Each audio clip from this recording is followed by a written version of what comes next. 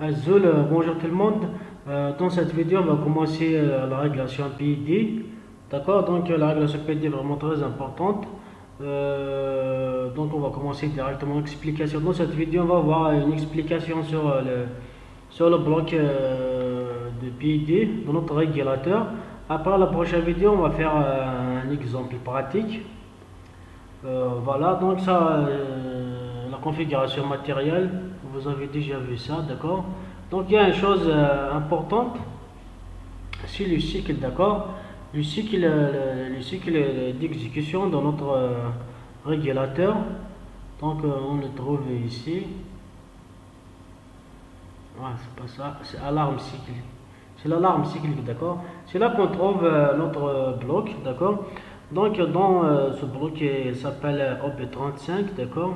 Et ça c'est l'exécution, d'accord. Donc ça c'est la fréquence d'exécution, d'accord, en millisecondes. Donc ça, ce sont, par exemple, on va faire 10, d'accord.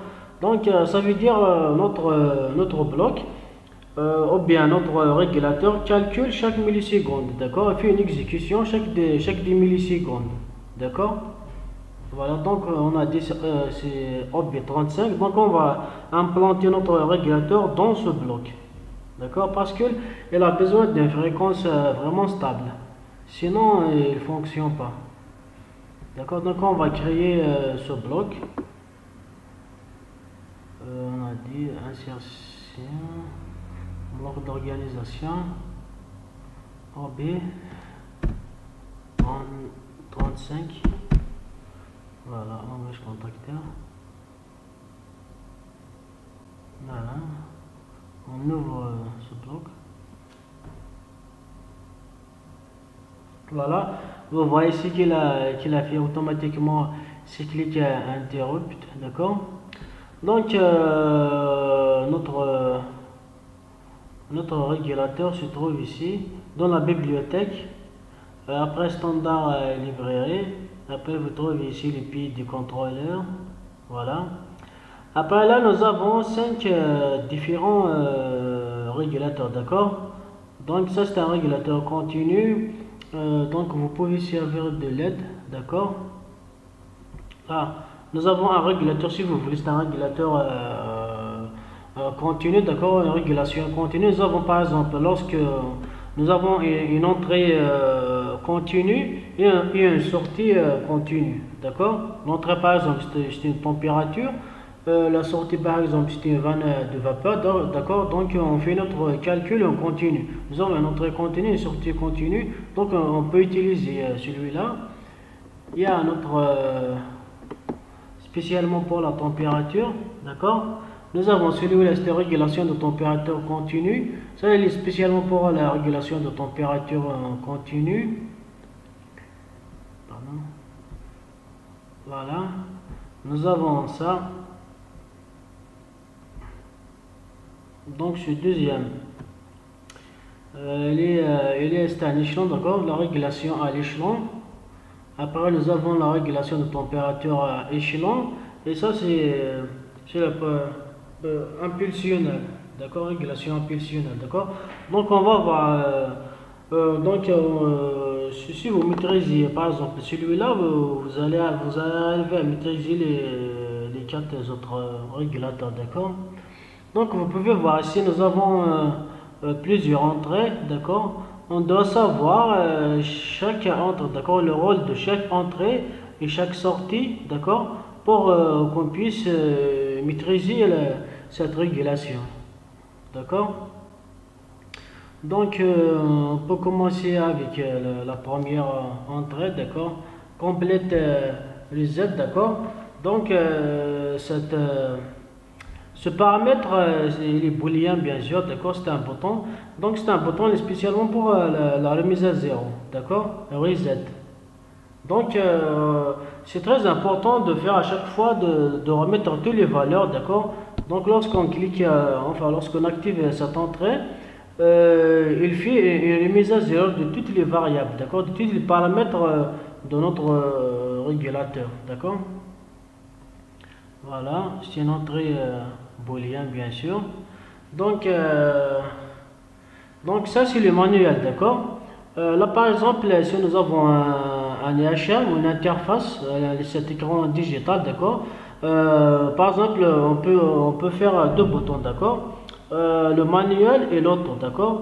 Ça veut dire, lorsqu'on clique sur manuel, par exemple, on remet cette valeur à 1, d'accord. On clique sur manuel, lorsqu'on on met cette valeur, on fait un reset pour cette valeur, donc la remise à 0, donc il revient en automatique, d'accord. Donc lorsqu'on active le manuel, on peut par exemple modifier par exemple manuellement la sortie, d'accord. Ici par exemple, on active manuellement la sortie, d'accord. Voilà, ça c'est le manuel et l'auto, d'accord. Nous avons ici le PV pair, d'accord. Process variable, hein, voilà. Donc, cette entrée, d'accord, lorsqu'on active, elle prend directement la valeur de l'entrée analogique, d'accord, sans passer par le scan, d'accord. Là, par exemple, lorsqu'on active cette valeur, d'accord, c'est booléen, lorsqu'on active, lorsqu'on remet à cette valeur, elle prend directement notre entrée sans passer à l'escale, avec le scan, la mise à l'échelle, d'accord. Voilà. Après ça, c'est l'activation de l'action proportionnelle, d'accord? Booléen toujours. Là, c'est l'activation de l'intégrale. Lorsqu'on active cette entrée, donc on active l'action intégrale. Voilà. Int hold.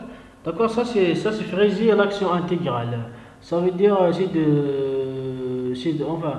de fraiser. Ça veut dire on arrête si vous voulez l'action intégrale, d'accord. Hold. Voilà. Initialisation of the signal of the integration. Ça c'est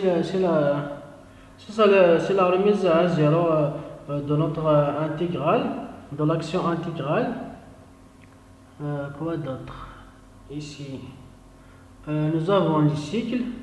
Ça, c'est le cycle d'exécution, d'accord? C'est le cycle d'exécution, ça veut dire c'est la fréquence en millisecondes. Par exemple, on met 1 milliseconde. Ça veut dire chaque 1 milliseconde, il fait ses calculs, d'accord? Il fait ses calculs, bien il génère sa sortie. Voilà, donc c'est le cycle. On peut faire par exemple 10 millisecondes déjà, une fréquence très élevée. D'accord. Ça. Internal set point. Ça donc c'est l'entrée réelle, d'accord. Ça c'est l'entrée réelle, ça veut dire c'est l'entrée directe. Voilà. Là, non, c'est pas l'entrée directe, d'accord. Ici, c'est le set point, c'est la consigne, d'accord. C'est là qu'on fait notre consigne. Donc, c'est là qu'on fait entrer notre consigne. Vous comprenez? Voilà. Donc, ça c'est process variable int. Ça veut dire ça, on utilise avec le scal, d'accord. Ça, c'est l'entrée de notre capteur, mais avec le scal. Donc, lorsqu'on fait ici un 0, d'accord. Lorsqu'on fait ici voilà, un 0, lorsqu'on laisse 0, donc on doit entrer ici notre capteur, d'accord, notre entrée de capteur avec le scan, d'accord. Donc elle doit passer par le scan. Voilà.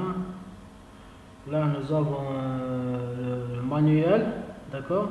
Valeur manuelle de sortie. Lorsqu'on bascule ici à 1, d'accord. Lorsqu'on active le manuel, on peut entrer directement la valeur de sortie. Par exemple 50%, ça veut dire on ouvre la vanne à 50%, d'accord. Voilà.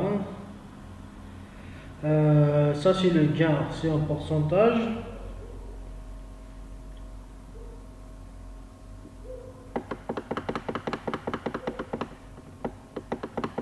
Voilà. Le TI. Nous avons le TE. Ça, c'est des périodes, d'accord? C'est la période de l'intégrale. Ici, on parle time integration, time derivation, d'accord? Ça, c'est des périodes, c'est le temps de dérivation, par exemple. Si je reviens, 0,5, par exemple, secondes. Voilà. Donc, nous avons ici time log of the derivation action. Ça, par exemple, ça, c'est le retard, d'accord? Ça, par exemple, ça en secondes, par exemple, on met 2 secondes, ça veut dire il commence à l'exécution, d'accord? Il commence à calculer après 2 secondes, d'accord? C'est un retard. Là, c'est la date bond, ça veut dire la bande morte, d'accord? Donc, il désactive la régulation dans une période, d'accord? Date bond, la bande morte, ça c'est l'échelle, d'accord?